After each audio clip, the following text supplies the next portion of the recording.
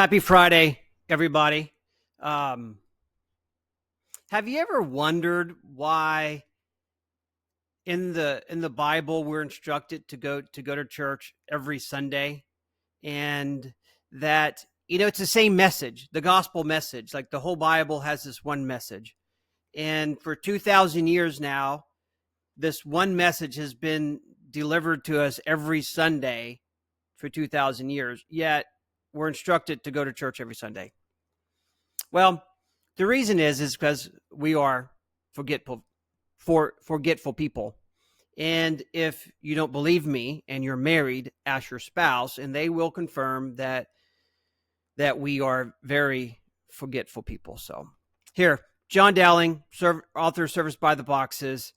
And I bring that up because you may be wondering, like, why would a professional need to have a personal coach, a business coach? And why should I pay somebody to work with my service manager or my parts manager? Because they're good and they know what to do. Well, it's the same issue because we are forgetful people. We need somebody to constantly remind us what we should do, even though we already know what we should do. We still need to be reminded of that fact. So this gets me to my point. In my book, we're in the chapter, the parts tech box, and I wanted to skip over in a couple of pages, and I have it highlighted here. I don't know if you can see this or not, but I have it highlighted, and even in my book, I have it in all caps. For those who don't understand all caps, it means I'm screaming and yelling at you to listen to this and take this to heart. Pull all parts that are in stock. Pull all parts that are in stock.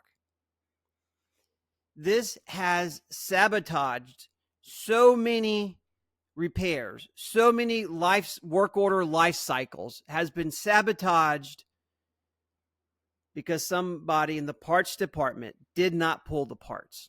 So let me explain. The customer has brought in their piece of equipment.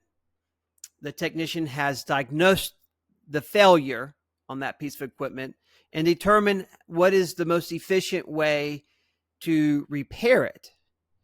The parts department and the service manager has worked together, put together an estimate. That estimate has been submitted to the customer. The customer has approved the estimate.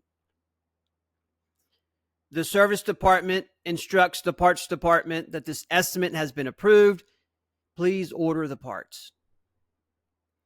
The back parts personnel searches their system. They see that they have majority of those parts in stock, but they have to order one or two of them. They inform the service manager, hey, well, we have majority of the parts in stock. There's two of them that we have to order, but they're in a very close depot. We'll have them in 3 days. Great. Good job. Great communication. The service manager contacts the customer. Hey, Mr. Customer, we got all the parts in stock except for two of them. They're in a regional depot. We'll have them in 3 days. I'll get my technician on it. We'll have this job completed by week's end. So far, so good. Now, some of y'all know where I'm going with this, and you've experienced this yourself, not once, not twice, but probably 100 times. And that's not an overstatement. In 3 days, the parts show up on time. The back parts guy or gal brings the parts out and still does great communication and informs the service manager or the service technician, hey, all your parts are here except one, and we had to order it. And you're like, what part did we have to order? These are the two parts that we had to order. The rest of the parts were in stock. Well, it's not in stock. We have to order it. But you confirmed that it was in stock. Why didn't you order that part? Well, the reason is that when they looked in the system, it showed all the parts there. And so they just ordered the 2 parts that were required for the repair. And they didn't worry about those other parts because they were in stock. What they weren't counting on is there was another customer who needed that same part. And within those 3 days, a customer came into the front counter and says, "Hey, I need this part." And the counter guys, this happens every day in a dealership. The counter person looks up the part and says, "Oh, Mr. Customer, we don't have that part." And the customer is visibly upset. "I drove an hour. I need this part. I've got to get my machine up and running today." And so the parts counter person says, "You know what? Let me go take a look. I was just there at that bin location where this part is stocked, and I think I may have saw one." Sometimes our inventory system gets off a little bit. So, hey, hang tight. Let me walk back in the warehouse. Let me just put my eyes on it and make sure. They walk back, and behold, they come back with that part that the system said was not in stock, and yet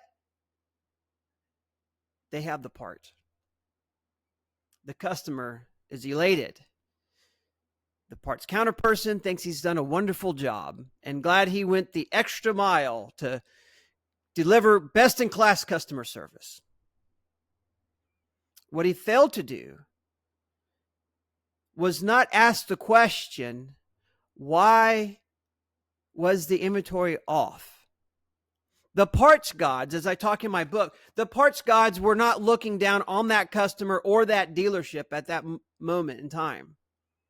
That part, the reason it was showing it wasn't in stock is because it was allocated to a service work order.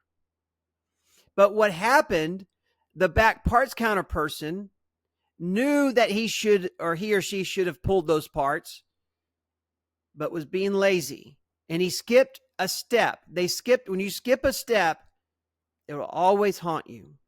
So they didn't pull the parts. And it was sold to another customer. So number one, if you are a parts counter person and you go through this scenario where a customer needs a part, your inventory saying you do not have the part, it's not in stock, but yet you go back there and it is in stock, you need to double check and make sure that that part is not on another parts ticket or is not on a service work order, because usually it's on a work order. It's already been billed out to another work order. So we do have one happy customer, but when the parts come in 3 days later, the back parts person gets these parts, he goes to pull the other parts, and he goes back there and there's no part. It's not on the shelf. So then he goes back to his computer and he looks it up, and lo and behold, it's not showing 0 on hand, but -1. So let me ask you this. How can you sell a -1 part? So once again, parts guys, if your inventory is off, you must ask the question, why is my inventory off? And you must address it. That's how you get aged parts. That's how you show parts on hand that you don't have. That's how it gets messed up. If something is wrong, you need to investigate and find out why. Or at least put to the parts manager and says, "Hey, our inventory is off on this particular part. I don't know what's going on. Could you look into it?" At the end of the day, it's a lose for the dealership. In the service department, they did everything right, but yet they still get dinged. The service manager, service writer has to call that customer and says, "Mr. Customer, we told you we would have the machine in, but we don't have the parts in stock and we have to order it." Try to explain that to a customer who has been planning his whole week around you and trusting you with his livelihood. So the way that you solve this issue is you pull all parts that are in stock without delay, without exception. I do not care how many parts are in stock or the number of a particular part in stock and say, well, this won't happen to me. It will happen to you. It's Murphy's Law. Back parts. Pull every part in stock for a service work order the same day ordered. Parts counter salespeople. If the inventory is off, say something. It's these little bitty things that will always bite us in the butt. Even when we go above and beyond, we still sabotage ourselves. I hope this helps. I hope this makes sense. I hope you get the message of pull all parts in stock for service work orders. Have a great weekend. Go to church. Remember that we are forgetful people, so I'll say it every week. Take your family to church. Have a great weekend. See you next week.